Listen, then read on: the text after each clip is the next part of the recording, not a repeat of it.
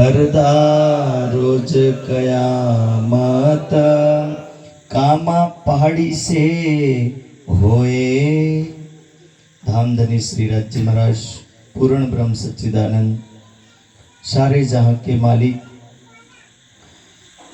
दिल्ली दरबार में कल के दिन आपने सुना कि संदेश लेकर के 12 सुंदर साध गए। अब जागने का कार्य जो स्थगित था, जो रुका हुआ था, उस कार्य को करने के लिए सभी सुंदर साथ ने मिलकर के श्री जी साहब से निवेदन किया कि हे धामधनी, हम लोग तो यहाँ पर नजरबंद में हैं, आप यहाँ से जागने के दौर को चला कर रखिए।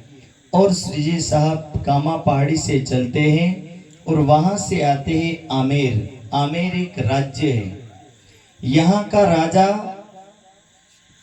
विशेष राजा है, लेकिन राजा बिल्कुल अय्यासी राजा है।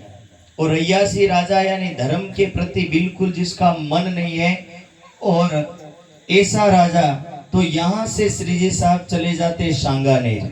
ये सभी एक राज्य है और राज्यों पर जाने का केवल उद्देश्य इतना है कि सदगुरु महाराज ने निराज ठाकुर को कहा था, इंद्रावती की आत्म को समझाया था कि हे इंद्रावती की आत्म, आने वाले टाइम में आपको दो सखियों को विशेष ध्यान देना है, एक साकुंडल और दूसरी साकुमार।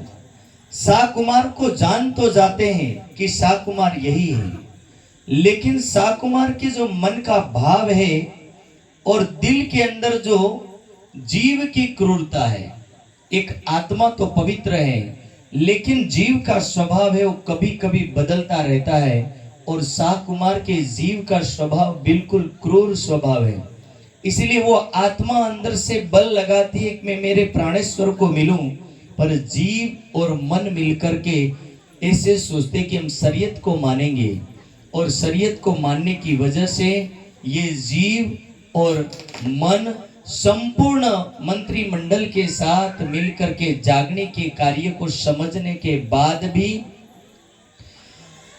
इमाम मेहंदी के संदेश को अस्वीकार करते हैं और अस्वीकार करते हैं। तब राज्य की अंदर से आवाज और एक कीर्तन उतरता है, राजा ने मलोरे राणे राय तणो धर्म जाता रे कोई दौड़ो, जागो ने जोदारे उठ खड़े रहो, नींद निगोड़ी रे छोड़ो। राजस्थान के राजा हिंदुस्तान के राजाओं के लिए विशेष संदेश होता है कि हे धर्म के रक्षक और धर्म की रक्षा करने वाले राजा, आपका इतिहास स्वर्ण अक्षरों से लिखा हुआ है कि आपके पूर्वज राजस्थान के लोग कुल गुरु के बिना और संत परंपरा के बिना आज तक कभी कदम नहीं भरे। और जहां बोले हिंदुस्तान का पतन हो रहा हो, जहां हिंदुस्तान की प्रजा को परिवर्तन किया जा रहा हो, और ऐसे समय में बोले आप अज्ञानता की नींद में सोए हुए राजा हो। इसलिए हे राजाओं, जागो और अपने देश समाज की सुरक्षा करो और सावधान हो जाओ। ये इस कीर्तन का भाव है, और धर्म की रक्षा के लिए राजाओं को संबोधन करते हैं। लेकिन राजा उस अज्ञानता की गहरी खाई में पड़ा था, जिसको कहा जाता है कि गुलामी की बेड़ियों ने केवल जंजीरों से नहीं बांधा था, लेकिन मानसिकता को भी बांध डाला था। और मानसिकता ऐसी बंधी थी कि वहां के राजाओं की मानसिकता महाशक्तिशाली होने के बाद भी ये राजा बेचारे उस मानसिकता में बंद हो गए थे, वरना राजस्थान के राजाओं को कोई परास्त नहीं कर सकता था।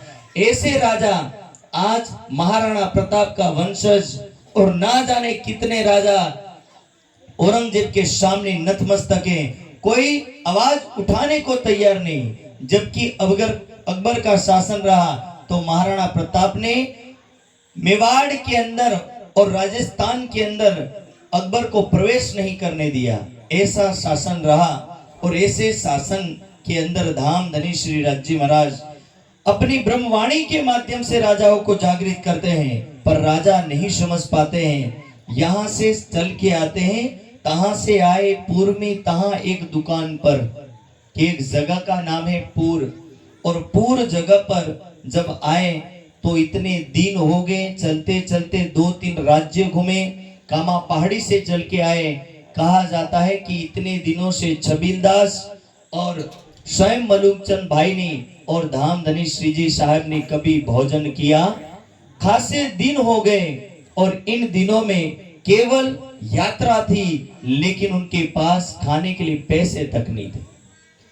ये दुनिया की एक ऐसी कड़वी सच्चाई है कि अखिल ब्रह्मांड का स्वामी इस दुनिया के अंदर चल करके प्रचार में लगा हुआ है। किसके लिए? हम सब सुंदर ब्रह्म सृष्टि को जगाने के लिए दर दर इन समाज की ठोकरों को भी खाते हैं, लेकिन किसी को मुड़ करके कुछ नहीं कहते हैं। चाहते तो अपनी शक्ति के माध्यम से कुछ भी कर सकते थे, लेकिन इस दुनिया की मर्यादा है और दुनिया की मर्यादा यही कहती है कि यदि प्रकृति के अंदर आए हो तो प्रकृति में जी के दिखाना पड़ेगा।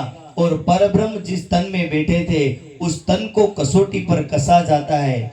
सुंदर साथ के लिए रहने का एक मात्र उद्देश्य बनता है और सभी सुंदर साथ को ये जात हो कि जागने की यात्रा में यदि कोई निकले तो हमारे प्राणेश्वर यदि भूखे रह सकते हो तो हम भी क्यों ना रहें। और इसीलिए हर सुंदर साथ के लिए संदेश था और इसीलिए मलुकचंद भाई और छबीलदास जी दोनों दुखी थे और कह रहे दो दुखी पड़े हते छुदा जोर थी ठाम।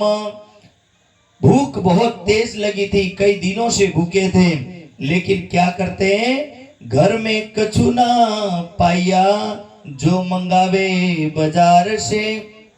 घर में कछु ना पाया का तात्पर्य है कि पास में कुछ भी नहीं था, ना हाथ में पैसे थे, ना सामान था, ना कुछ था।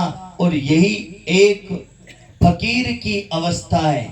और फकीर की अवस्था जिसको भर्तृहरि अपने शब्दों में कहते हैं, क्वचित भू मौसैया क्वचिदपि पर्यंक शयनम। कि संत कौन? तो बोले जिसको कभी कभी धरती ही खाट जैसी लगती हो, और क्वचिदपि पर्यंक शयनम, और कभी कभी खाट मिलता है तो कभी कभी वो भी भाग्य में नहीं होता। क्वचिद शाकाहारी क्वचिदपि शल्योदन रुचि। कि कभी कभी तो सारे भोजन अच्छे मिलते हैं और कभी कभी कंदमूल तो वो भी नहीं। और कभी कभी कह रहे हैं कि कभी कभी ये आकाश ही उनका चद्दर है और हाथ की ये कोनी और ये हिस्सा ही उनका तकिया है। तो यही बात करें, क्वचिद कंठाधारी क्वचिद पिछो दल शल्योदन रुचि। कि कभी कभी तो बोले वस्त्र होते हैं, कभी कभी वृक्षों की छाल या वृक्ष के पत्ते भी लपेट करके घूमते। इसी का नाम क्या है? साधु है। इसी का नाम ही संत है। और जो इस मार्ग पर जीता है वही संत की प्रवृत्ति का है। इसलिए संत की परिभाषा यहाँ जो दी गई, और भर्तृहरि जिसका वर्णन करते हैं कि संत आखिर कैसा हो, तो बोले जिसके मन में मिले तो वाह, नहीं मिले तो भी वाह, और उसी राह में जीता हो, चाह नहीं चिंता नहीं मनवा बे परवाह। कि जिसको किसी की चिंता नहीं, शहंशाह की तरह जिंदगी जीने वाला एक संत है, साधु है। और यदि वैसी जिंदगी जीता हो और जिसके मन में केवल परमात्मा को पाने की एक लालसा हो, परमात्मा को जानने की एक अटूट इच्छा हो, ऐसा व्यक्ति ही संत है। और उसी को भर्तृहरि कहते हैं अपने शब्दों में, गंगा तीरे हिमगिरि शिला बद्ध पद्मासन।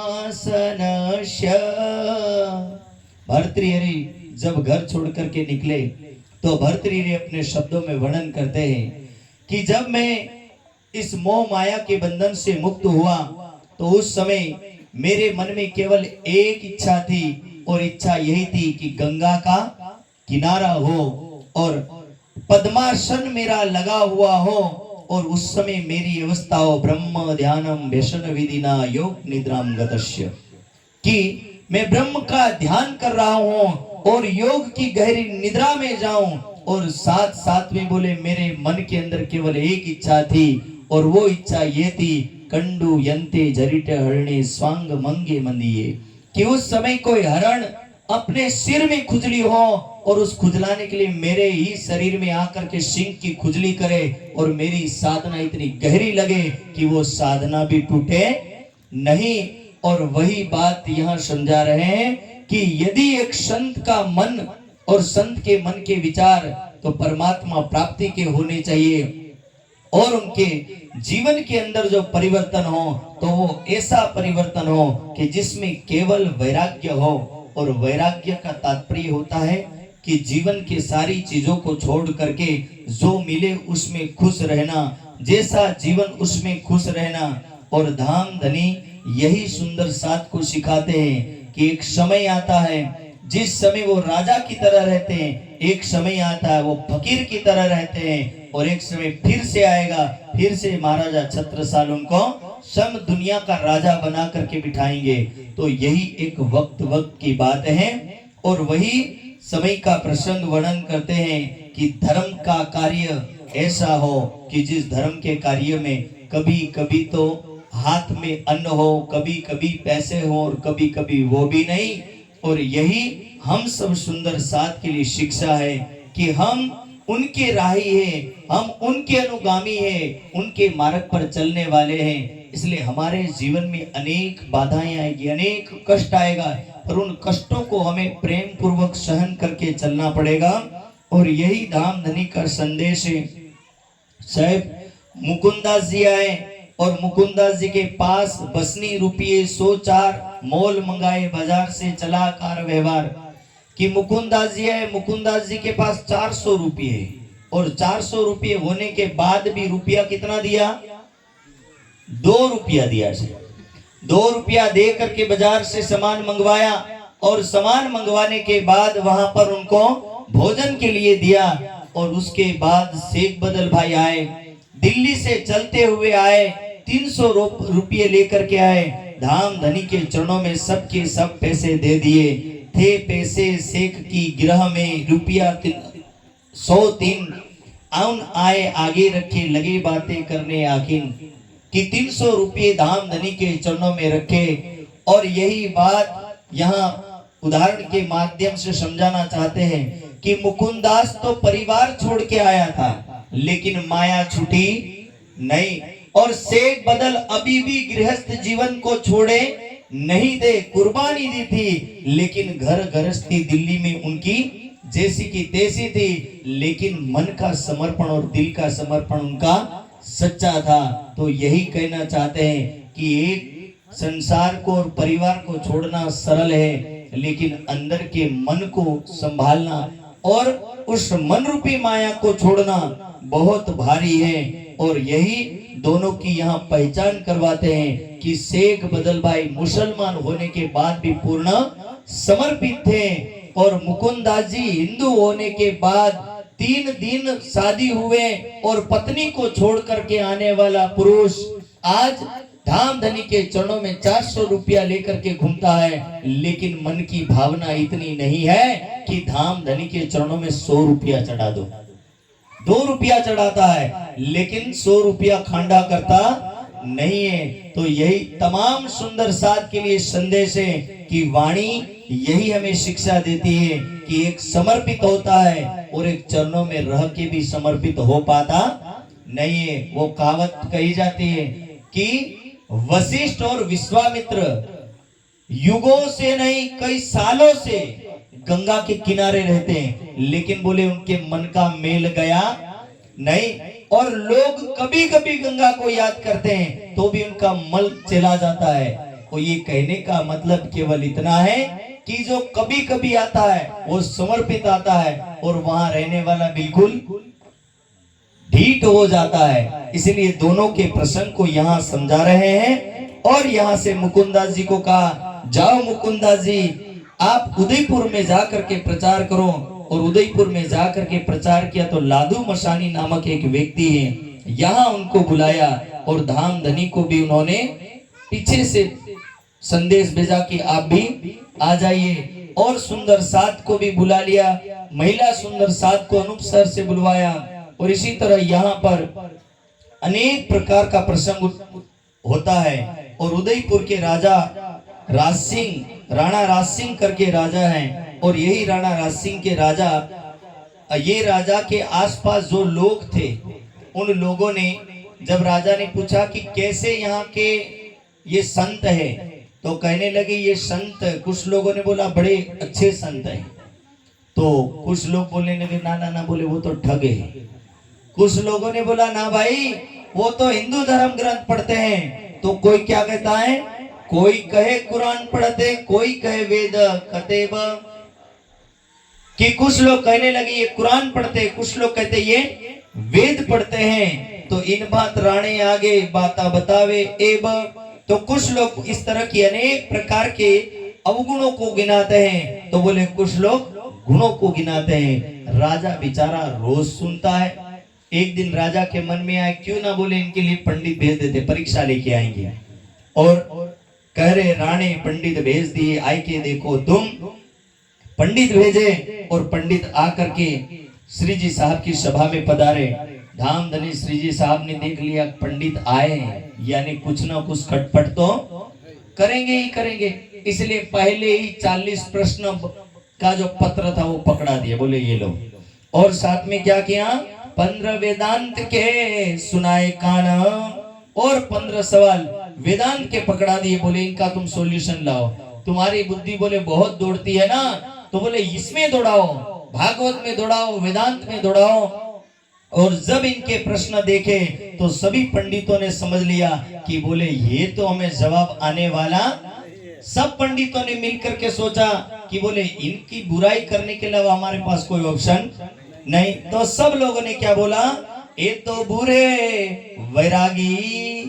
पहली लाइन दोहराई पंडितों ने, क्या बोला, ये बुरे वैरागी हैं, हमारा भानेंगे रुजगार, कि हमारे धंधे को चौपट कर देंगे, इनकी निंदा कीजिए तुम सब मिल हो खबरदार। सब पंडितों को सावधान किया, सारे पंडित मिलकर के निंदा में लग गए। अब जब निंदा में लगे तो यहाँ धामधनी उदाहरण दे रहे कि बोले तुम चिंता मत करो, इनके खानदान में बोले इनका मूल तो ब्रह्मा है।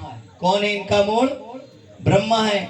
ब्रह्मा इसीलिए मूल है कि जब बोले राजी महाराज इस दुनिया में आने वाले थे, तब ब्रह्मा को पता था, गर्भ में पहचानिया कि गर्भ में जब विष्णु भगवान ने जन्म लिया तब जान गए कि इसी तन में परमात्मा बैठने वाले हैं। ये ब्रह्मा को पता चल गया और जन्म लेने के बाद 4-5 वर्ष हो गया और नारद जाकर के समझाता है कि ब्रह्मदेव आपके इस दुनिया के अंदर स्वयं परमात्मा विराजमान हुए और आप उनके दर्शन के लिए नहीं गए। तो ब्रह्मा बोले कौन परमात्मा? फरीगियो साहब, ब्रह्मा फरीगियो कौन परमात्मा? बोले अरे कृष्ण के रूप में जन्म लेकर के आए। कौन कृष्ण के? और आए ब्रह्मा जी देखे और देखने के बाद ब्रह्मा जी ने कृष्ण को देखा। कृष्ण जी बिल्कुल मक्खन खा रहे वृंदावन में, एक एक हांडी में 10-10 हाथ लगे हुए और लातम लौत पूरा मक्खन भी छिन्नम भिन्नम अनेक प्रकार की लीला चल रही। ब्रह्मा जी बोले आवो कोई परमात्मा हो ही सके कि जेने खावाना ठेकाना नहीं पड़ता है। आओ झूठू विठू બધું ખાઈ રહ્યો કે આવાનું પરમાત્મા માનું? સાહેબ આ લીલા થઈ અને એ ઓળખ કરાવી ધામધનીએ, ત્યારે ત્યાં વર્ણન આવે કે ભાઈ કોટયતન બ્રહ્મા ताके सो झूठन नहीं।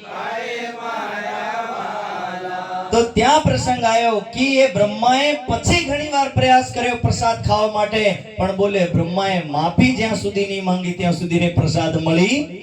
तो आ बोले ई एना कुळना छे अने एना कुळना होवाना कारणथी बोले ई सुधरे, आज नहीं सुधरे अने काल पण सुधरे नहीं।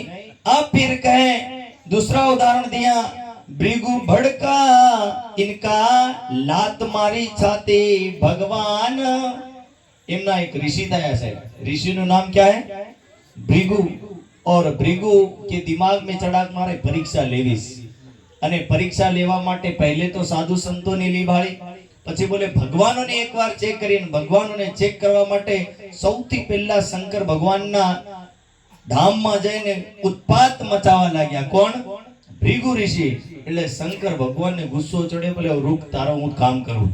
અને એ ત્રિશુલ લઈને પાછળ પડ્યા ત્યારે ત્યાંથી ભૃગુ ભાગ્યો અને ત્યાંથી ભાગ્યો એટલે બ્રહ્માજીના ઘરમાં ગયો અને બ્રહ્માજીના ધામમાં જઈને ત્યાં એને હેરાન કર્યો અને ત્યાંથી બ્રહ્મા પાછળ પડ્યા એટલે ત્યાંથી દોડ્યો તો સીધો વિષ્ણુ ભગવાનના વૈકુંઠમાં પહોંચી અને વિષ્ણુ ભગવાન ખાટલા ઉપર આરામ કરતા હતા અને આરામ કરતા વિષ્ણુ ભગવાનની છાતીમાં ધડામ દઈને લાત મારી. વિષ્ણુ ભગવાન ગભરાઈને બેઠા હતા કે આ શું? એટલે પછી બેઠા હતા કે ઓ ઋષિ, बोले तारा चरणों में दर्द तो नहीं थતું, कारण के मारी छाती तो बड़ी कठोर छाती है. बोले आपके पैर में दर्द नहीं हो रहा? तो भृगु समझ गया कि ये सबसे बड़ा है. फिर भृगु ने क्या इसीलिए कहा कि ये खानदान ही ऐसा है. बोले मन पड़े तो भगवानों की परीक्षा ले लेता है और आज इनका मन बदल गया तो परमात्मा की परीक्षा लेने पहुंच गए. लेकिन यहाँ इनकी दाल नहीं गली. इसलिए दाल नहीं गली, इसलिए इन लोगों ने मिल करके सोचा कि क्यों ना बोले इनकी हम निंदा करें.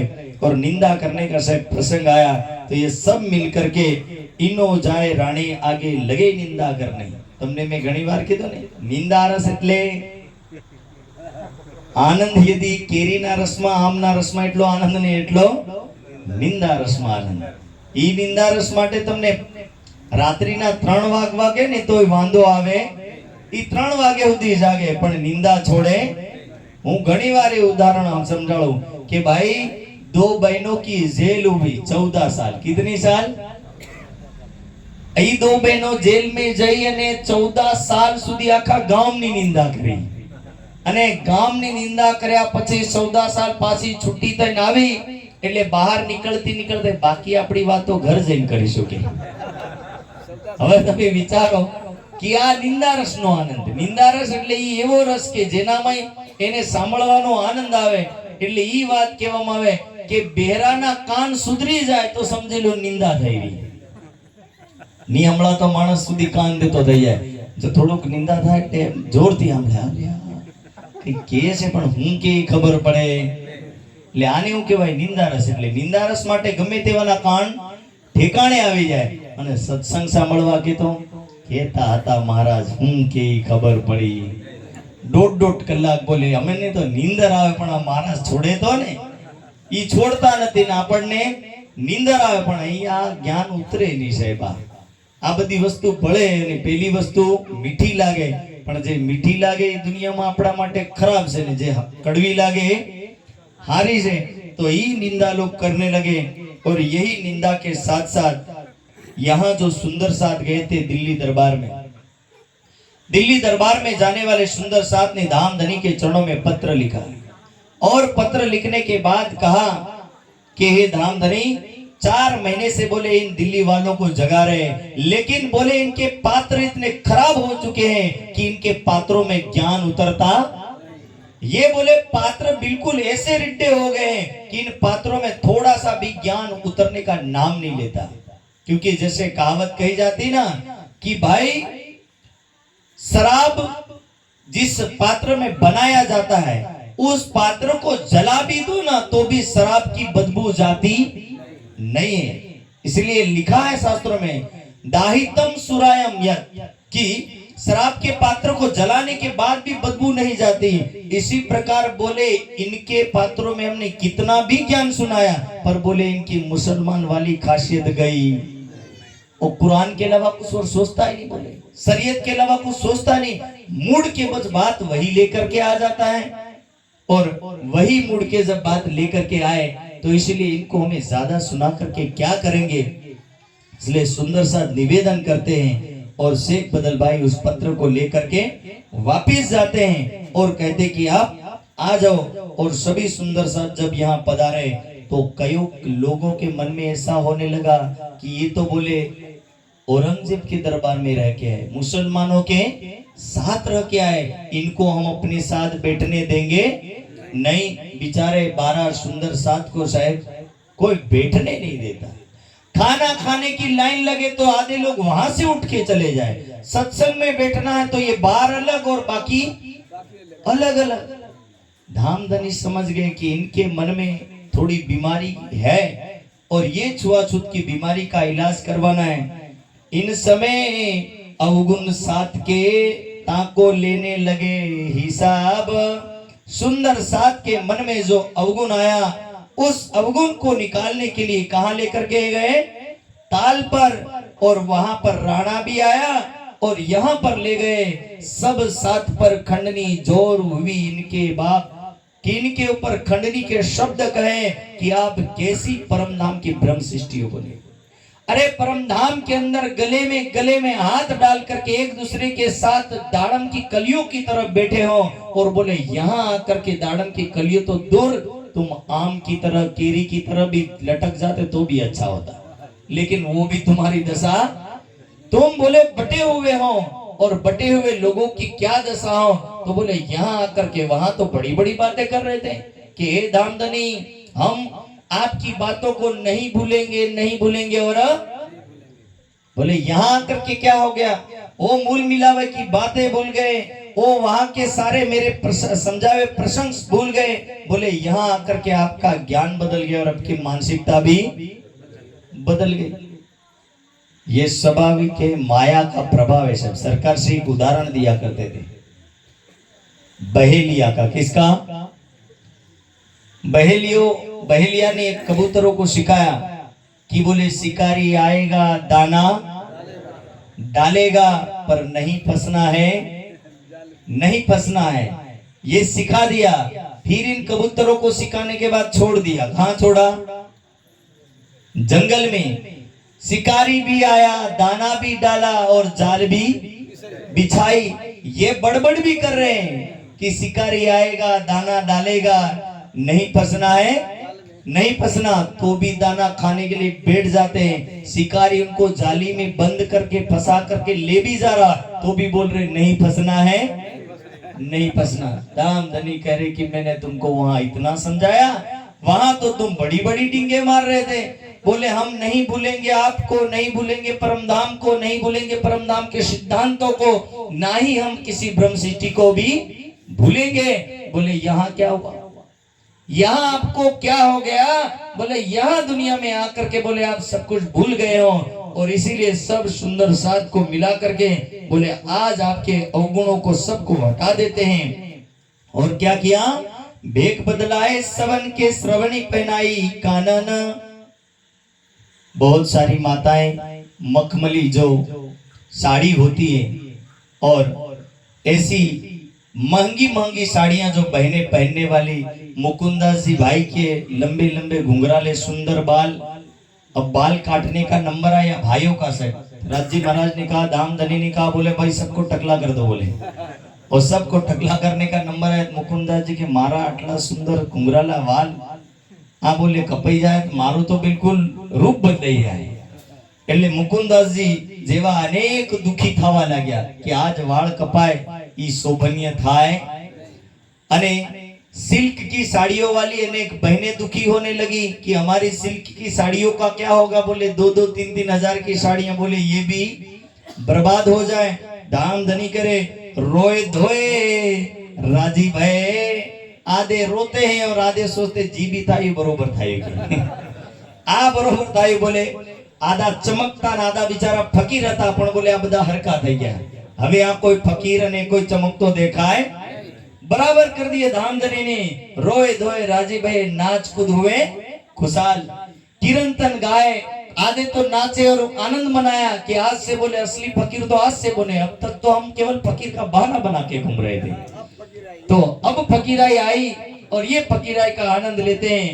और करे काढ़े अपने अवगुण ले जबराइल संघाल, और सबको बोले अवगुण निकाला।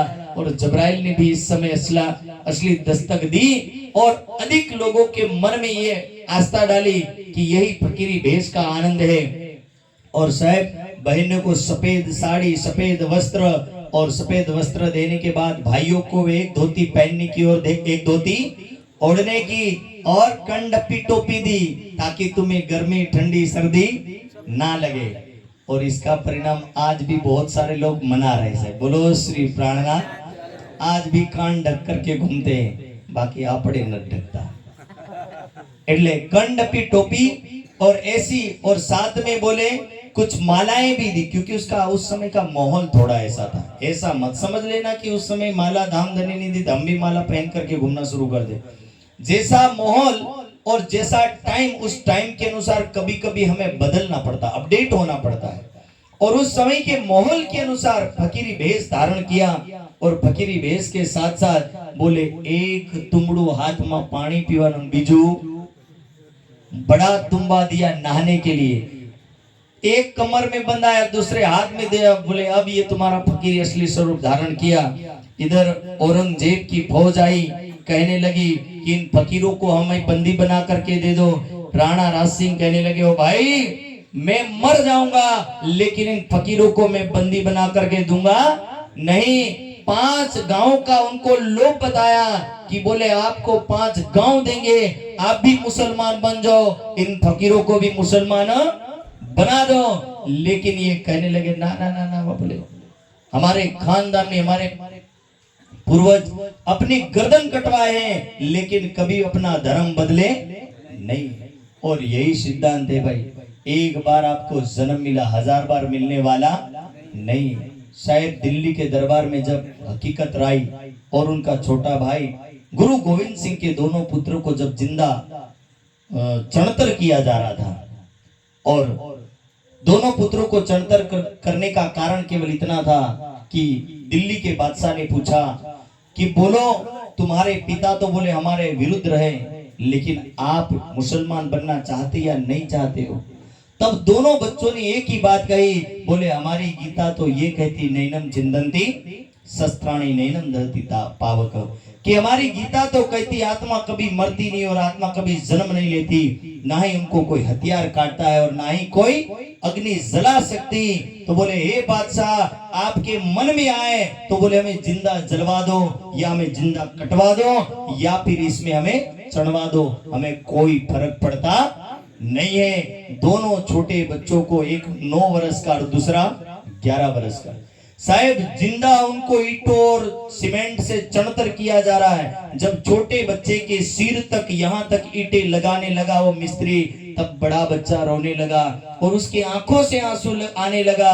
वो कहने लगा कि आज मैं बड़ा भाई, दुनिया की कहावत है कि बड़ा भाई पहले जाता और छोटा भाई बाद में जाता, पर बोले इतिहास तो देखो, आज छोटा पहले चला और बड़ा बाद में चला।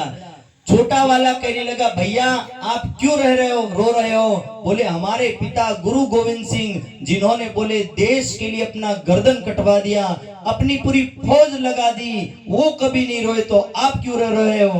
तो उसका बड़ा भाई कहने लगा कि मैं इसीलिए रो रहा हूँ कि मेरे से पहले देश के लिए और समाज के लिए आप कुर्बानी दे रहे हो, मैं इसीलिए रो रहा हूँ और इसी का कारण है और कोई कारण नहीं है। और यही एक टाइम आया कि यहाँ बादशाह को यही समझाया जाता कि पहले तुम मुसलमान बनो, पर शायद ये देश के छोटे छोटे बच्चे समाज को यही संदेश देते हैं कि यदि गर्दन कटवानी पड़े तो कटवा देना, पर अपने धर्म को बदलना मत।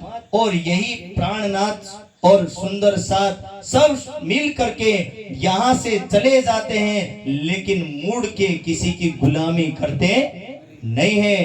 राजा और ये सब लोग मिल करके, राजा कहता मैं मुसलमान नहीं बनूंगा और सुंदर साथ कहते हम बंदी भी नहीं बनेंगे। राजा कहने लगा कि हे श्री जी साहब कुछ दिनों के लिए आप चले जाओ, और यहाँ से ये चल पड़ते हैं और कहाँ आते हैं, सीधा चले आते हैं मंदसौर में। और मंदसौर के प्रसंग का अब यहाँ वर्णन आता है कि मंदसौर में जब गए और मंदसौर में जाकर के राह बीच रामपुरा तहां निकट चारण का गांव, जागनी यात्रा में ये गांव आया था। मैं पिछले भी बीतक में वर्णन किया था कि ये एक ऐसा स्थान है धार्मिक अपना निजानंद संप्रदाय का। कहा जाता है कि उस रूमों में कोई रहने भी चला जाए आज भी तो उनका पूरा परिवार उजड़ जाता है, पर उस धरा पर कोई व्यक्ति, गंदी दृष्टि का व्यक्ति और गंदी मानसिकता का व्यक्ति उस धरा पर जिंदा रहता नहीं है। आज भी वो धरा और वो रूम, वो सभा और वो मंजिल और वो तालाब जहां सुंदर साथ रहते थे, वो जगह आज भी बॉर्डर बनाई हुई है, खासा बड़ा आश्रम के रूप में है। और यही चारण का गांव है, संपूर्ण प्रजा वहां चारण है। और ये चंबल घाटी के आस पास में ये गांव है। और इसी गांव में एक हवेली खड़ी की। वो हवेली तकरीबन 3 मंजिली हवेली। कितनी मंजिली? 3 मंजिली। और हवेली की खासियत इतनी है कि वो हवेली आज भी है, नहीं ऐसा नहीं, आज भी वो हवेली है। और उस हवेली के कुछ थंब टूटे, कुछ चीजें टूटी हैं, पर हवेली अभी पूर्ण टूटी नहीं है। और आज भी उसमें ताला जो लगा रखा, उन रूमों में आज भी ताले लगे हुए हैं। और उस गांव के लोग आज भी बोलते, लोक वायका में बोलते हैं कि बोले ये पता नहीं कैसा आश्रम है, पर बोले इस आश्रम में जाने वाला यदि अच्छा इंसान है तो बोले उसको कोई नुकसान नहीं, और बुरा इंसान है तो बोले उसकी जिंदगी खराब हो जाती है। ये उस जगह का महात्म्य है कि उस जगह के अंदर ये महिमा है कि अक्षरातीत के साथ रहने वाले सुंदर साथ की ये सेवा थी। और मुझे ऐसा लगता है कि शायद स्वयं जबराइल भी उसकी रक्षा करता होगा। गवर्नमेंट के हाथ में है, लेकिन वो जगह आज भी सुरक्षित है। तो वही ये रामपुरा की जगह है। और यहाँ एक माता है, पुरनमल की माता। ये माता ना सुंदर साथ है, ना ये निजानंद संप्रदाय की अनुयायी है, लेकिन शायद इनके मन में संतों के प्रति भावना थी।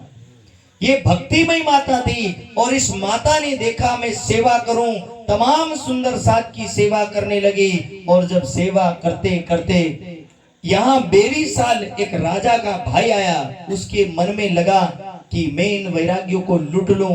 वो माता कहती हो बेरी साल, मैं जब तक इस दुनिया में जिंदा हूं तब तक बोले इन वैरागियों को, इन संतों को बोले तू हाथ भी लगा सकता नहीं है। यदि तुझे इनको हाथ लगाना है तो पहले मेरे से लड़ना पड़ेगा, और यदि मैं हार गई और मर गई तो इन संतों को हाथ लगा सकता, वरना उनको हाथ भी लगा सकता नहीं।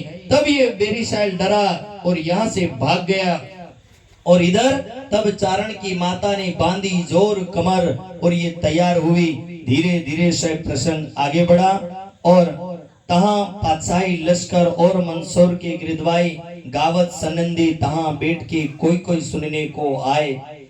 सनंद की वाणी को गाया जाता है। सनंद की वाणी को कीर्तन के रूप में वर्णन किया जाता है। इत सुनने को आवत पठान दौलत खान, सुन सनंदे घायल भया लाया ईमान।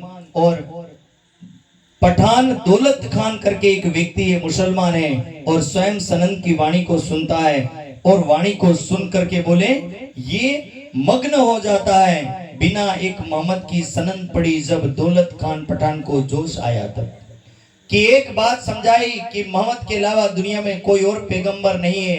भले दुनिया के अंदर 1,20,000 पैगंबरों का वर्णन किया हो, लेकिन मोहम्मद जैसा कोई पैगंबर हुआ नहीं है। जब ये बात हुई तो दौलत खान यहाँ घायल हो जाता है और कहने लगा कि वो एक उस समय का फरिश्ता था और उस समय का पैगंबर था, लेकिन आखिरी पैगंबर हक्की स्वरूप श्री प्राणनाथ है, और यही मेरे लिए सर्वमान्य है। और तब यहाँ श्री जी साहब के चरणों में लोटपोट हो जाता है। इन समय इब्राहिम करने आया दीदार मंसूर का एक मुख्य पात्र से। बोलो श्री प्राणनाथ। मंसूर की बीतक में कोई पात्र है तो केवल इब्राहिम। ये इब्राहिम ही एक ऐसा पात्र है जिसने सबको सुशिक्षित कर दिया। आधे लोग बोलते कि बड़ा बेकार आदमी था, पर मैं कहता हूं कि बेकार नहीं है, वो व्यक्ति है जिसके कारण सुंदर साथ के इतिहास में स्वर्ण अक्षरों से ये इतिहास लिखा गया। और इब्राहिम आया, और इब्राहिम आने के बाद राजी महाराज के चरणों में झुका। तब लालदास की सोबत से बात हुई इस ठाम, एक किस्सा कुरान का करो हमारे काम। पता चला कि मैं कुरान का ज्ञानी वैसा बोला, तो लालदास जी ने कहा कि कुछ और टीका करवा दो। तो एक प्रकरण उतरवाया और धीरे धीरे प्रातः को आया, खड़ा हुआ, शुरू हुआ सिपारा 16वें सिपारे कुरान के उसकी टीका होने लगी।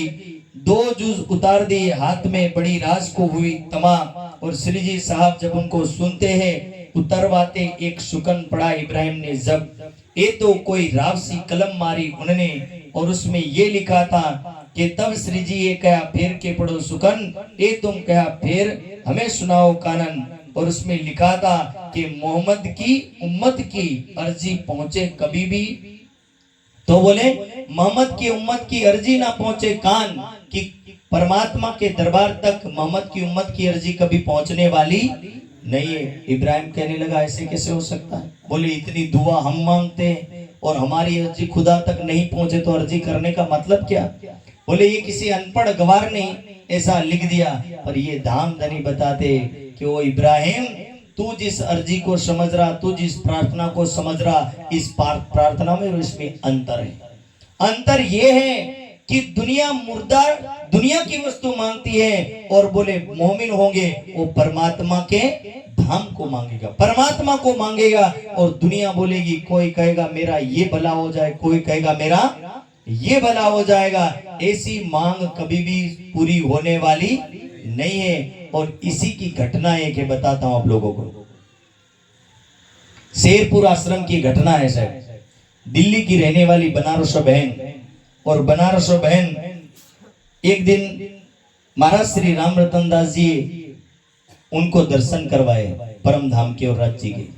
परम धाम के दर्शन करने के बाद बनारस बहन को लगा कि सदगुरु महाराज सबको दर्शन करवा सकते हैं, लेकिन साहब सब योग्य नहीं थे।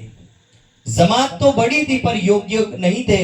इसलिए बनारस बहन ने कहा कि हे सदगुरु महाराज आपने मेरे पर कृपा की, मैं चाहती हूँ कि आप संपूर्ण सुंदर साथ के ऊपर भी कृपा करें। साहब महाराज जी कहने लगे ओ बहन रहने दो, तेरे अंदर ये पात्रता है इसलिए ये दर्शन हुआ, वरना बोले इनके अंदर ये पात्रता। बनारस बहन कहने लगी कि हे सदगुरु महाराज मैं तो आपको अपना सर्वस्व मानती हूँ, मैं राज्य को नहीं देखी थी पर बोले आपके कारण राज्य को मुझे दर्शन हुआ, इसीलिए बोले आज से मैं आपसे निवेदन करती हूँ कि आप संपूर्ण सुंदर साथ को सत्संग नहीं आज दर्शन करवा दो। और बनारस बहन को सदगुरु महाराज ने कहा बोले एक काम करो सूचना दे देना, बोले लेकिन सूचना में इतना कहने का आप जो भी मांगोगे आज सदगुरु महाराज पूरी करेंगे, ये मत कहना कि परम धाम का दर्शन करवाएंगे। कई हजार की जमात सुंदर साथ की शेरपुर में बैठती है और सब लोगों को ये सूचना मिली। सभा में चालू कार्यक्रम था और उस कार्यक्रम में सूचना दी गई कि आज महाराज श्री सत्संग नहीं, आज सबकी इच्छा पूर्ण करेंगे, जो मांगना है वो मांग लो। सब दरबार खुल गया और दरबार खुल गया, महाराज जी बैठ गए। महाराज जी के बैठने के बाद धीरे धीरे सबकी लाइन आने लगी। कोई कहने लगा मेरी बहू बहुत बेकार है, महाराज जी बोले आपकी कृपा हो जाए तो उसकी बुद्धि थोड़ी ठिकाने लग जाए। कोई कहने लगा मेरे बेटे की नौकरी नहीं लगती तो बोले उसकी नौकरी लग जाए। कोई बोलता है मेरे कमर में दर्द होता लगता है किसी ने मुठ मार दी, बोले वो थोड़ा ठीक हो जाए। ना जा रहे भाई इतने सारे चीजें बताई। महाराज जी सुनते सुनते बोले शाम हो गई, लेकिन किसी ने ये नहीं कहा कि हमें परम धाम का या राज्य का दर्शन करवा दो। बनारस बहन को कुर्सी लगा करके पास में सदगुरु महाराज ने बिठाया। बनारस बहन शाम के समय में सिर पकड़ करके बैठ के कहने लगी कहाँ में मांग की बोली इनकी भलाई मैं चाहती थी और इन्होंने तो ये सिद्ध कर दिया कि ये कभी कुछ चाहने वाले नहीं है। सब दुनिया यही है, देखने में सब जोश में होते पर जब होश आता है तब पता चलता कि हमने मांगा क्या है। इसलिए यहाँ तब राज्य कहते हैं यदि तू चाहता है कि तेरे जीवन से कुछ हो तो बोले जैसा मैं चाहता हूँ वैसा तू करने लग जा, तो वैसा होता चला जाएगा जैसा तू चाहेगा, वरना जैसा तू चाहता है वैसा होगा तो बोले वो कभी होने वाला नहीं है। हमें राज्य के अनुसार चलना पड़ेगा और हमें अपनी मन मर्जी छोड़नी पड़ेगी। इसी तरह फिर दूसरों तीसरों लगे जो तो उतारना, पांचवा शुरू हुआ उतार चले मोमिन। और जब ये पांचवा शुरू हुआ तो इब्राहिम के मन में थोड़ी खोट जागृत थी कि मारी टीका करावेली मारे लई लेवू पड़े बोले, એટલે મનમાં થોડી खटपट बैठी એટલે इब्राहिम बोले लालदास जी को वो टीका बोले जो थी वो मुझे दे दो। लालदास जी बोले क्यों भाई तो बोले ये मेरी करवाई हुई, मुझे दे दो, मुझे ये टीका आपको नहीं देनी है। लालदास जी कहने लगे कि मैं ये टीका देने वाला नहीं हूं। इब्राहिम बोले ना, मैं टीका लेके रहूंगा। उल्टा सीधा बोल गया, और उल्टा सीधा जब बोला, मांगने लगा तफसीर को मैं ले जाऊं अपने घर। तब लाले पहचाने दज्जाल की नजर। लालदास जी समझ गए कि इसके मन के अंदर खोट है, और जब खोट के कारण ये गुस्सा होकर के कुछ ना कुछ उठ पटांग बोल गया। स्वयं राज्य महाराज के लिए, श्री जी साहब के लिए भी उठ पटांग बोला, और इस बोलने के बाद घर चला गया। और जब ये शाम के समय में मोहब्बत खान आए, मोहब्बत खान ने श्री जी साहब को दुखी देखा। दुखी देख करके मोहब्बत खान पूछने लगे कि हे धामधनी क्या हुआ? तो बोले इब्राहिम ने जो आज किया सभा में वो ठीक नहीं किया। सुंदर साथ ने और लालदास जी ने बताया कि इब्राहिम ने तो बोले पूरे मंच में आज उठ पटांग बोला और उल्टा सीधा सुनाया। मोहब्बत खान बोले अब मैं इसका इलाज करता हूँ साहब। यहाँ वर्णन है कि खुद का लिया कांधे पे, जाए सवाल किया जोरों पर, लंबा लठ लिया और पहुंच गए इब्राहिम के घर पर। निकल बोले मेरे हादी को दुखी करके आया है। और जब ये बात इब्राहिम की पत्नी ने सुना तो वो बेचारी कांपती कांपती बाहर निकली और बोलने लगी वो तो निकाह पढ़ने गए। कहाँ गए? निकाह यानी शादी करवाने गए। और वो मोहब्बत खान वहां नहीं रुके, वहां शादी के मंडप में पहुंच गए। तेरी शादी जाए एक तरफ, बोले आपने मेरे हादी को दुखी किया है और हादी को दुखी किया, मैं छोड़ूंगा नहीं तुझे। वो इब्राहिम खान चरणों में गिर करके कहने लगा मैं कल आकर के माफी मांग लूंगा। बोले आज छोड़ दो, और छोड़ करके चले आए। सुबह सुबह आया और आकर के प्रातः समय उठ के इब्राहिम आया, धाए आए श्री जी के कदमों लगा, सिर ना उठाया जाए। धामधनी के चरणों में प्रणाम किया, लेकिन इब्राहिम का सिर ऊंचा नहीं होता है। तब नूर मोहम्मद बोलिया उठ खड़ा हो मुर्दार। नूर मोहम्मद क्या बोले कि मुर्दार उठ। बोले तुमने कल मेरे हादी को सुनाया, यदि बोले धामधनी ये नहीं सिखाते कि अहिंसा नहीं करनी चाहिए या हिंसा नहीं करनी चाहिए, अहिंसा का पाठ पढ़ाया और हिंसा से हमें रोका गया, वरना बोले तेरी गर्दन काटने में मुझे 2 मिनट भी लगती। ये नूर मोहम्मद के शब्द हैं। और नूर मोहम्मद गुस्सा हो जाता है, मारो कटारी पेट में इति हो जाए शुमार। बोले मैं तो तुझे अभी पेट में तलवार मार करके तुझे मार दूं, लेकिन मेरे हादी ने केवल प्रेम का सिद्धांत सिखाया, मारना और किसी को काटना सिखाया नहीं। हमें तो प्रेम की परिभाषा सिखाई, हमें प्रेम का सिद्धांत समझाया, किसी को मारने के लिए नहीं समझाया। और यही यहाँ संदेश देते नूर मोहम्मद, कहते उठ जा, तुझे जो करना कर, वरना नहीं करना तो भी मत कर। फिर कहता मैं करवाऊंगा। अब यहाँ मना कर दिया जाता, उनका भाई आता है और वो थोड़ा सा कुरान की टीका करवाने लगता है, लेकिन इब्राहिम के मन की खटपट नहीं की। और इब्राहिम जा करके सीधा औरंगजेब बादशाह की फौज को संदेश देता है कि ये हिंदू होकर के कुरान पढ़ते। बोले ये तो काफिर है, और काफिर को कुरान पढ़ने का अधिकार कहां से दिया? आप बोले इनको बंदी बना लो। साहब 5000 की फौज मंसूर की गलियों में सब जगह छिप जाती है, और औरंगजेब की फौज दर दर घूमती है, ढूंढती है। और यहाँ पर वर्णन आया, इन समय दज्जाल ने शोर जो किया, जोर रहे साथी सब, जुदे जुदे कहूं चितना हुआ मरोर। बोलो श्री प्राणनाथ। सभी सुंदर साथ छिपे हुए थे, अलग अलग जगह पे थे। और आज का ये समय भिक्षा का टाइम शुरू हो जाता है। आज से लालदास जी से लालदास जी, जिनको कहा जाता है 99 जहाज के मालिक, साहब जिनके यहाँ अनेकों लोग उनकी चरण में आकर के याचना करते हैं, आज वो स्वयं भिक्षा के कटोरों को लेकर दर दर मांगता है, भवती भिक्षाम देहि। सोचो, चिंतामणि जी महाराज जो 1000 शिष्यों के गुरु हैं, जिनके एक आदेश पर ये सारे शिष्य मर मिटते हैं, और पानी भी लाना हो तो उसमें से कम 10 लोग पानी लेकर के दौड़ते हो, ऐसा गुरु आज भिक्षा की झोली लेकर के दर दर भिक्षाम देहि का आवाहन करता है। गोवर्धन भाई जिनको हीरे का मालिक कहा जाता है, आज वो भी भिक्षा का पात्र पकड़ करके घूम रहा है। मुकुंद दास जी हैं और साथ में भीम भाई, श्याम भट्ट और ना जाने कितने लोग हैं। चिंतामणि जी महाराज, लाल दास जी महाराज, अनेक सुंदर साथ आज भिक्षा का पात्र लेकर के दर दर भिक्षा मांगने के लिए चल पड़ते हैं। और भिक्षा मांगने का उद्देश्य केवल इतना है कि परम धाम की वाणी का अवतरण होने वाला। कब? पन्ना जी में। और पन्ना जी में वाणी का अवतरण होना है। कौन सी वाणी? जिनको लिखा है तारतम का तारतम, श्रृंगार ग्रंथ में लिखा कलश का कलश। कि तारतम का तारतम क्या? तो बोले खिलवत, परिक्रमा, सागर, श्रृंगार और मार्फत सागर। ये तारतम का तारतम है। और तारतम का तारतम कहने का तात्पर्य है कि जो पहले ज्ञान उतरा वो दुनिया के लिए था, और ये जो अब उतर रहा है वो सुंदर साध के अंदर जो हृदय है और आत्मा है, उस आत्मा के प्राणेश्वर का ये ज्ञान है, जिसमें अक्षरातीत लिख रहे हैं कि मेरी परमधाम की सखियां परमधाम में कैसे रहती है। अरे दुनिया का ऐसा कौन सा मर्द है जो अपनी पत्नी के वस्त्रों का वर्णन करता है, पर धाम धनी अपने हृदय को यहाँ खोलते से।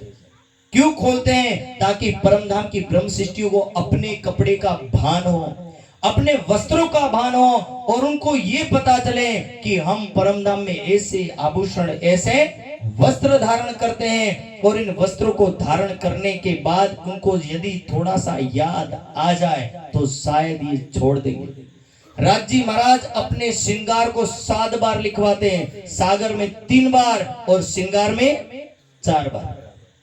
ये दोनों ग्रंथों में 7 बार अपने स्वरूप का वर्णन करवाते हैं, ताकि बोले दुनिया में भटके हुए सुंदर साध के हृदय में एक बार पढ़ने के बाद नहीं समझ में आए तो बोले 7 बार पढ़ने के बाद समझ में आएगा। तो ये वाणी का अवतरण होता है। और इस अवतरण के लिए सबसे पहले योग्यता चाहिए। क्या चाहिए? योग्यता। योग्यता के बिना कुछ होता नहीं। वो कहावत कही जाती है कि शेरनी का दूध केवल कनक के पात्र में ही रहता है, बाकी पात्र को फाड़ करके बाहर निकल जाए। इसलिए योग्य पात्र ना हो और उसको ज्ञान दे दिया तो वो उसका दुरुपयोग करेगा, और दुरुपयोग करेगा इसलिए उसको वो ज्ञान भी समझ में आएगा।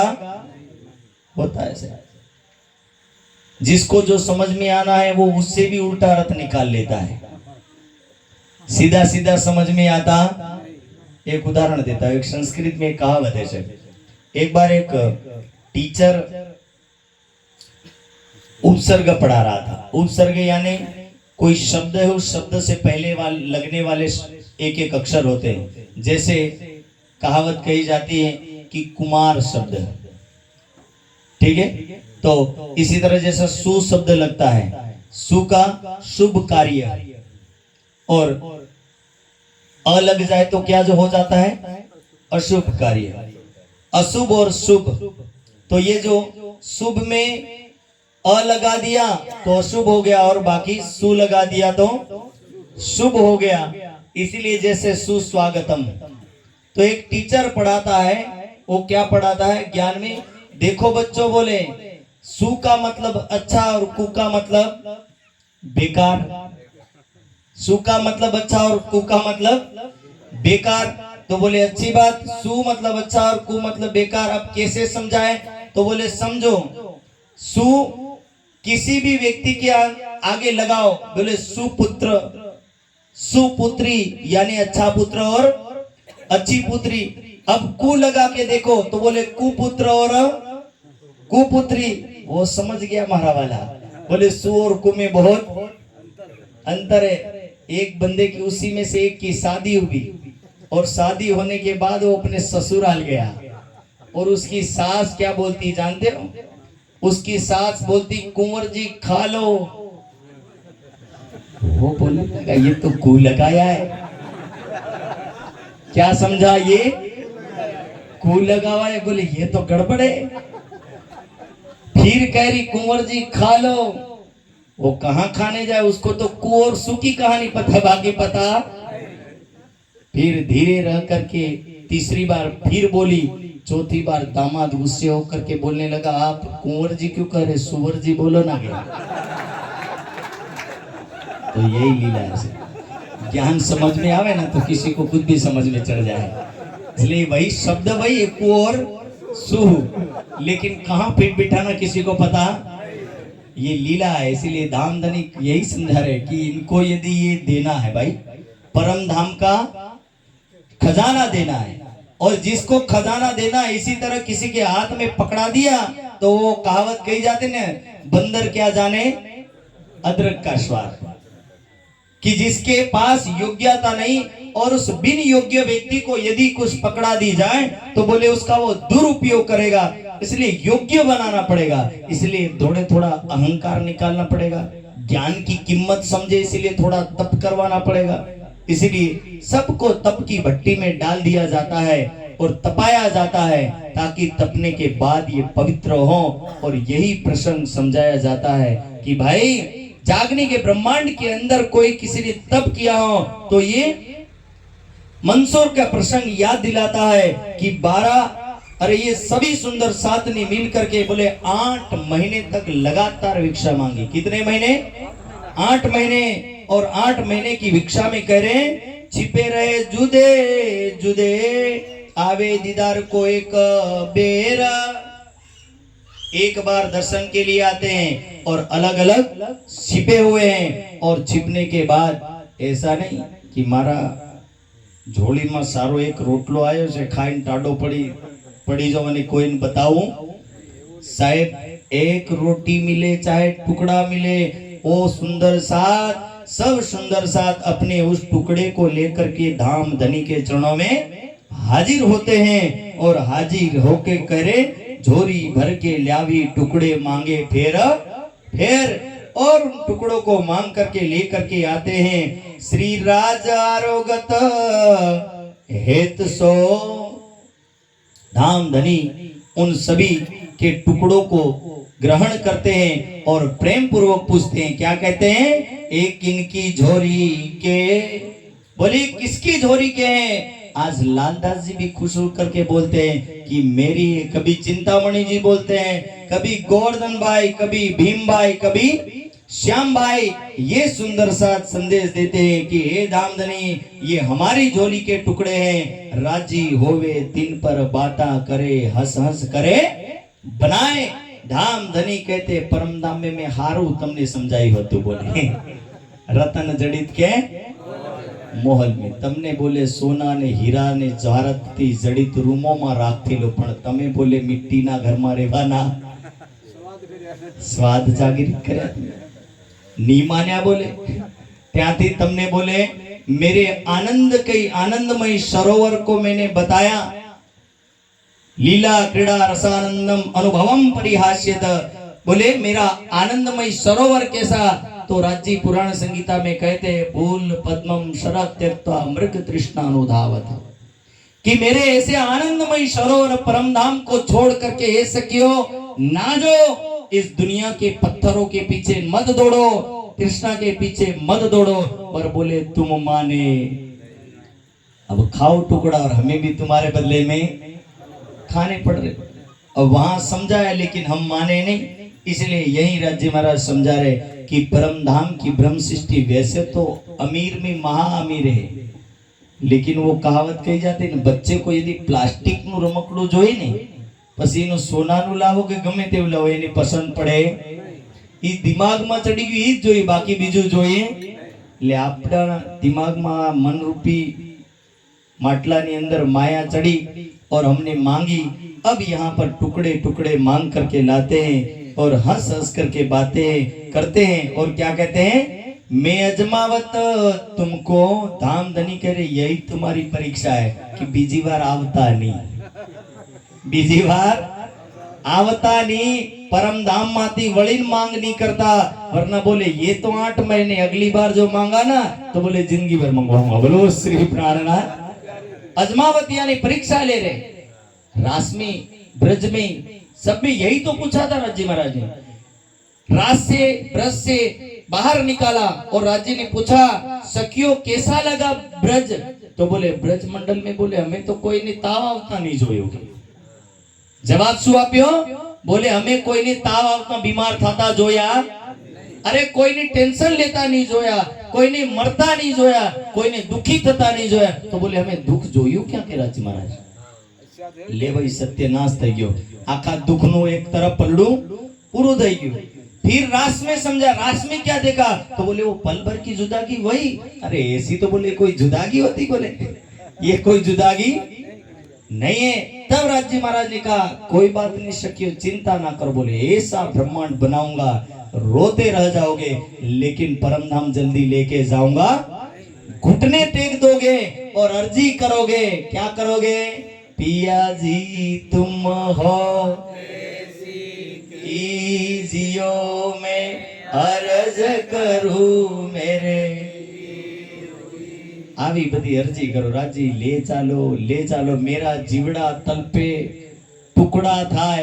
राज्य की जीवड़ा टुकड़ा थाय तल पे, लेकिन तमने लेन आवो साहब, इसीलिए बिठा के रखा, वरना ये ब्रह्मांड कब से खत्म हो जाता।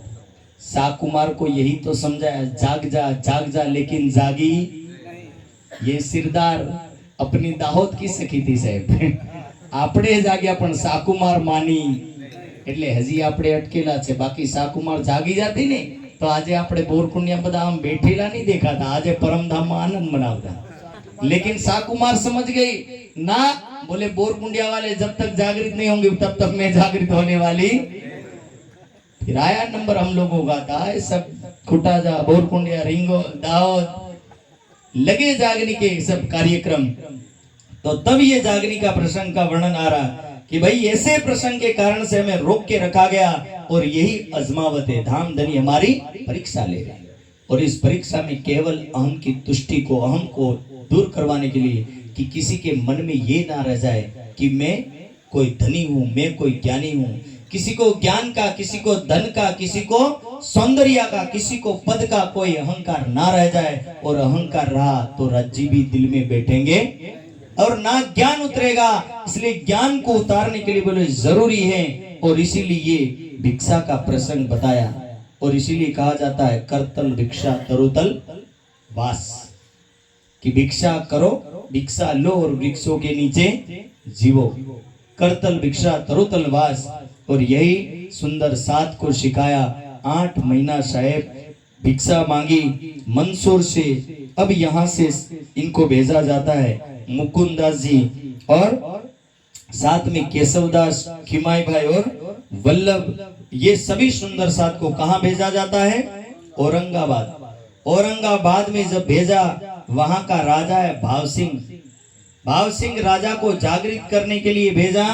तो राजा भाव सिंह के दरबार में जैसे ही ये मुकुंदास जी दिखाए, और मुकुंदास जी के साथ मुलाकात हो गई महंत रामदास की।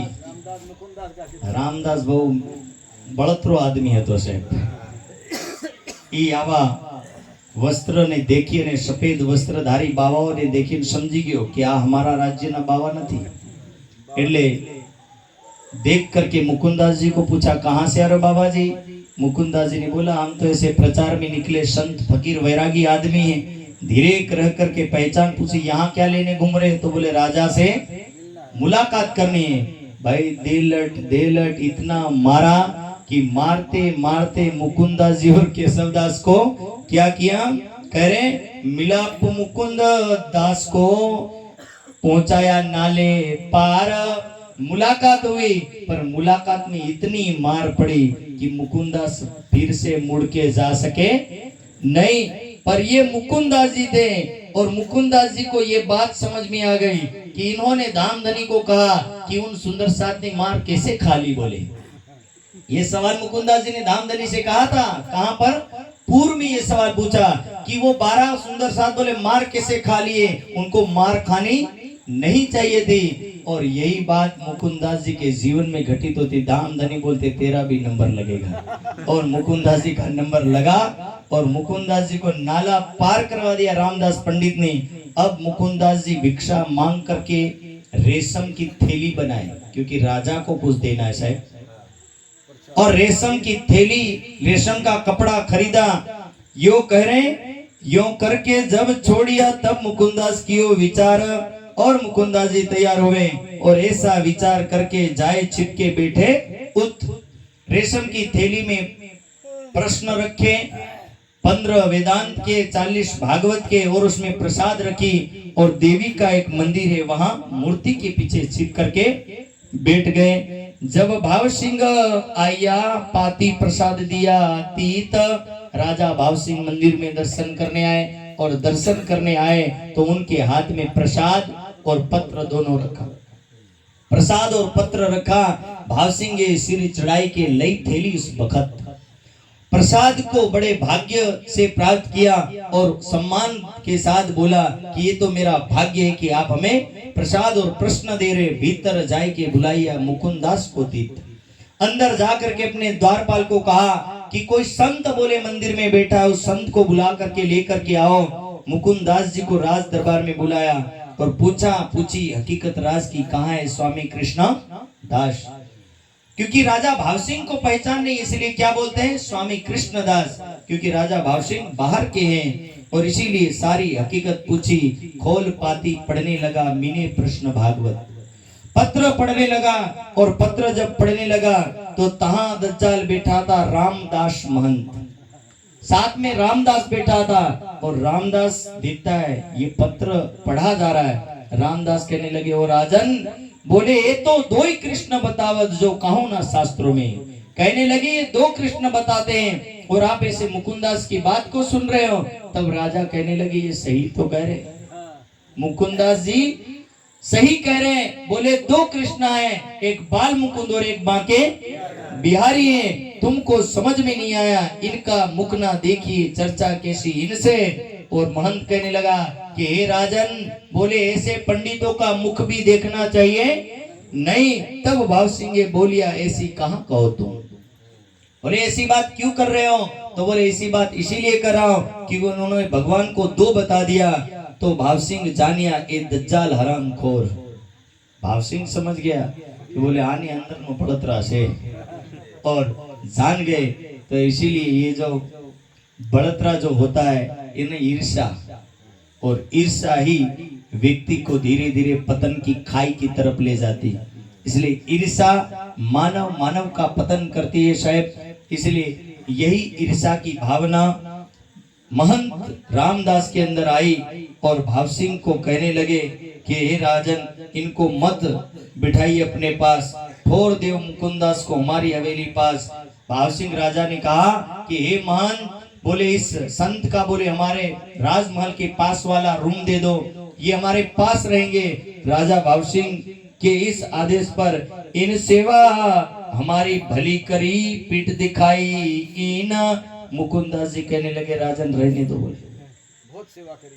बोले इसने ऐसी सेवा की हमारी पीठ की चमड़ी और शरीर की चमड़ी उधेड़ी थी। बोले इससे ज्यादा हमारी सेवा मत कराओ। देख पीठ भाव सिंह को बड़ा जो हुआ दुख। राजा भाव सिंह को दुख हुआ, और राजा भाव सिंह कहने लगे कि कोई हमारे दरबार में आए और तुम ऐसी सेवा करते हो। अरे तुम संत के नाम से बोले कलंक हो। कोई व्यक्ति आए उसको आनंद और प्रेम पूर्वक पुकारना चाहिए, उसको स्वागत करना चाहिए, और तुमने बोले मार के स्वागत किया। जो मेरे यहाँ आवत ताकि ऐसी सेवा करत, निकसो हमारे डेरे से जाओ देश में तीत। राजा भाव सिंह कहने लगा कि ओ संत, ओ महंत रामदास, बोले अपना उठाओ बोरिया बिस्तर और यहाँ से चले जाओ। पर मुकुंदास जी कहने लगे, बोले मेरे कारण से किसी को मत निकालो। वहां उनको रोकते हैं और मना करते हैं, और साथ में राजा ने कहा बोले यही शास्त्रार्थ हो जाए, सत्य और असत्य का निर्णय हो जाए। और यहाँ पर प्रश्न 80 पंडितन लिखे, 23 मुकुंद दास। ऐसी प्रश्न पंडितों ने लिख करके मुकुंदास जी को पकड़ा। बोले आप इसका जवाब दो। और मुकुंदास जी ने कितने प्रश्न बनाए, 23, और पंडितों को दिया। और मुकुंदास जी ने सभी पंडितों को बिठा करके 80 प्रश्नों का उत्तर उसी समय दे दिया। 1-2 घंटे में सारे प्रश्नों का उत्तर दे दिया। और यहाँ पर ये बात कही कि भाई पंडित रोज पावत रुपया 10-20, जब उत्तर दोगे प्रश्न का तब हम करें बख्शिश। आज से उनका जो पगार था वो भी बंद करके रखा। और बाद में थोड़े दिन के बाद उत्तर तो आवे नहीं, तब रात को किया विचार कि जवाब नहीं आया तो रात्रि में बदा मळीन धीरे करीन मुकुंदास जी ने क्या कहने लगे, जो स्वामी जी यो ही कहा कि रोटी बानो पंडितन, बोले तुम्हारो स्वामी निर्दय है, कौन है भूखे पंडित? बोले हमारे बाल बच्चे भूखे मर जाएंगे, हमारी पत्नियां भूखी मर जाएगी, हमारा परिवार उजड़ जाएगा, बोले कुछ हमारे लिए करो। तब मुकुंदास जी को दया आई और कहने लगे राजन को कि हे राजन छोड़ो, बोले इन पंडितों के पीछे कहां पड़े, इनको जवाब नहीं आने वाला है। राजा बोले ऐसे पंडितों को मैं फालतू में क्यों पालूं, बोले आधा रोजगार कर दो। 20 रुपये के बदले में कितना कर दिया, 10 रुपया देना शुरू किया। तब आधा रोज चेक किया, आधे का हुआ हुक्म। और यहाँ से श्री जी साहब को बुला लेते हैं और यहाँ पर एक सफेद घोड़ा और एक हाथी भिजवाया जाता है। और आए मिले मंदसौर में ले श्री जी को, जब बोलो श्री प्राणनाथ प्यारे। और यहाँ से ये सफेद घोड़े पर बैठ करके और हाथी पर भी सवारी करते हुए कहाँ पहुंच जाते हैं, बूंदी। और बूंदी में एक हवेली है, उस हवेली में रहने की व्यवस्था की। भाव सिंह आय के लगा दो कदम देख दीदार, इन समय कृत कृत जानी आता। राजा भाव सिंह चरणों में प्रणाम करते हैं और कहते हैं मेरा सौभाग्य है कि आप मेरे राज दरबार में पधारे। राजा भाव सिंह सत्संग में बैठते हैं, सत्संग सुनते हैं। जब बात कही कुरान की तब इन किया विचार। राजा भाव सिंह ने कुरान का प्रसंग सुना, कुरान की चर्चा सुनी तो राजा भाव सिंह कहने लगे मेरे 4 नौकर है। कितने? 4 मंत्री हैं। और 4 मंत्री में पहला अव्वल खान, ये तो सुंदर साथ ही है पहली बार, क्योंकि अव्वल खान उदयपुर में ही सुंदर साथ बन गया था। अव्वल खान, फिर जहान मोहम्मद, मिहिन खान और फतेह मोहम्मद। कितने हो गए? 4। बोले चारों को आप समझा दो तो मैं जान जाऊंगा कि औरंगजेब के साथ हमें लड़ना चाहिए। और एक जहान मोहम्मद को असलू अंकुर ईमान, और इसी तरह जहान मोहम्मद यहाँ का सबका गुरु है, कुरान का गुरु है, कुरान को पढ़ाता है और देता तालीम सबन को, जेते रहे पठान। और सब पठानों को तालीम देने वाला स्वयं जहान मोहम्मद। संजा चर्चा हो बड़ी हुआ सिंगार का बखत, एक तरफ लालदास दूसरी तरफ भवानी भट्ट। चर्चा कुरान भागवत की होते लटपट। और यहाँ पर जब चर्चा हो रही थी, एक समय में ऐसा था कि लालदास और उत्तम दास ने परमात्मा के स्वरूप का वर्णन कर दिया। और जब परमात्मा के स्वरूप का वर्णन किया, जहान मोहम्मद कहने लगा जात रहा घर को कबू ना लेऊं जल। बोले इन्होंने नापाक जबान से और नापाक मुख से खुदा की सूरत का वर्णन कर दिया, मैं जल भी नहीं पीऊंगा यहाँ, बोले चला जाऊं। और चला गया। और घर जाकर के बेचारा परेशान, लाल उत्तम सुनाई लड़ाई भई उन वक्त, दुखी होकर के चला गया। और जब दुखी होकर के चला गया, दिन दूसरे आइया श्री जी साहब के पास, मुझे क्यों ना समझाओ मुझे कदमों की। आज श्री जी साहब के चरणों में आकर के कहने लगे कि मुझे जरा समझाओ। और क्या समझना है? तो बोले मुर्दे क्यों कर उठेंगे कयामत, बताइए कि मुर्दे कैसे उठेंगे। तब श्री जी साहब समझाते कि भाई पहला दिन ब्रज का, ये मुर्दे कब से सोए? तो बोले इस करवत से सोए। कब से सोए? इस करवत जब परम धाम में हुआ। और इस करवत के बाद बोले ये इस दुनिया की फरामोशी दुनिया में आए। और दुनिया में आने के बाद जो परम धाम की आत्मा ये सारी बेहोश हो गई। कैसी बेहोश हुई? तो बोले ये पर्दे में रही। और पर्दे में रहने के कारण से बोले ये आत्मा इस दुनिया में आई। और उनका पहला दिन ब्रज का, दूसरा रास का, तीसरा मोहम्मद साहेब का। और बोले चौथा सदगुरु महाराज धनीश्री देवचंद्र, पांचवा हक्की स्वरूप श्री प्राणनाथ और छठा सुंदर साथ का। और वही समझाते हैं कि 6 दिन होंगे दुनिया में। और 6 दिन के अंदर जो रात्रि लिखी, उस रात्रि का नाम क्या रखा? लैलतुल कद्र की रात। और बोले लैलतुल कद्र की ऐसी रात, बोले जिसमें किसी को कुछ दिखता नहीं है, सारे लोग अंधे समान हैं। और अंधे समान इस लोग इस समाज के अंदर बोले सारे अज्ञानी की राह की अंदर भटकेंगे। और अज्ञानता में रहने वाला ये समाज बोले ज्ञान को नहीं सुन पाएगा। और उस समय का ये प्रसंग वर्णन करते हुए बोले 6 दिन बीतेंगे और 6 दिन बीतने के बाद धीरे धीरे अक्षर अक्षरातीत बिन रहे ना कोई और नूर तजल्ला जाहिर होए सब ठोर। कि जब कयामत का टाइम आएगा और स्वयं अक्षरातीत इस दुनिया में जाहिर होंगे और जाहिर होने के बाद धीरे धीरे क्या होगा, तो बोले आदि नारायण को तारतम्य मिलेगा। किसको तारतम्य मिलेगा? आदि नारायण को। और जब आदि नारायण को तारतम्य मिलेगा, आदि नारायण संपूर्ण जीवों को तारतम्य प्रदान करेगा। और जब संपूर्ण जीवों को तारतम्य मिलेगा, जब नींद उड़ी नूर जलाल की। बोलो श्री प्राणनाथ। आदि नारायण को तारतम्य मिला, विष्णु भगवान को तारतम्य मिला, इन सब को तारतम्य मिलेगा। तो बोले उस समय अक्षर की नींद पूरी होगी और उस समय आदि नारायण के रूप में उनका मन स्वरूप है वो विलीन होकर के चला जाएगा स्वयं सुमंगला पुरुष में। और जब सुमंगला पुरुष में जाएगा तो उसके बाद बोले ये दुनिया उस समय लय को प्राप्त होएगी। और जब लय को प्राप्त होएगी तब का प्रसंग लिखा वाणी में, एक सुरे उड़ाई के दिए दूसरी 13वीं में कायम किए। दुनिया लय को प्राप्त होगी और लय को प्राप्त होने से पहले जो व्यक्ति परमात्मा के चरणों में आ गया, जो व्यक्ति परमात्मा के सानिध्य में आ गया, जिसने परमात्मा की भक्ति कर ली, तो समझ लीजिए उसने सब कुछ प्राप्त कर लिया। उसके लिए सब भक्ति का फल मिलेगा, उसके लिए परमात्मा का सहारा मिलेगा, उसके लिए परमात्मा का धाम मिलेगा। और यदि जिसने भक्ति नहीं की उसके लिए क्या लिखा, तब तो दरवाजा मुंद के गया, पीछे नफा कहां को ना भया, सब जले जला अजाजिल जाए उठाया आसरा फिल।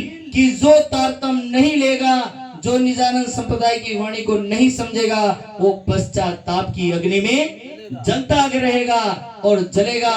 और जलने के बाद बोले पवित्र होगा, तब उसको 8वीं भिस्त में अखंड किया जाएगा। तो ये प्रसंग समझाते हैं, जब सारी दुनिया योग माया के ब्रह्मांड में जब खुदा के स्वरूप में स्वयं मेराज ठाकुर का जीव और श्यामा महारानी का जीव स्वयं श्यामा महारानी और मेराज ठाकुर का जीव स्वयं परब्रह्म बन करके बैठेगा। और उस समय स्वयं खुदा न्याय करेंगे और न्याय के सिंहासन पर 8 भिस्त का न्याय होगा, हिसाब किताब होगा। और परम धाम की ब्रह्म सृष्टि परम धाम जाएगी, ईश्वरी सृष्टि ईश्वर अक्षर के धाम में जाएगी। और उसके बाद 7वें दिन की लीला पूरी होगी। तब का वर्णन कर रहे हैं कि जब नींद उड़ी नूर जलाल की, उठ बैठे अक्सर, तब धाम को याद करे चित चुबे यों कर।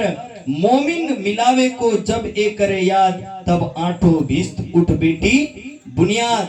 और इस तरह 8 भिस्त में सारे लोग अखंड हो जाएंगे। यों मुर्दे उठेंगे कब्रों से कयामत। बोलो श्री प्राणनाथ।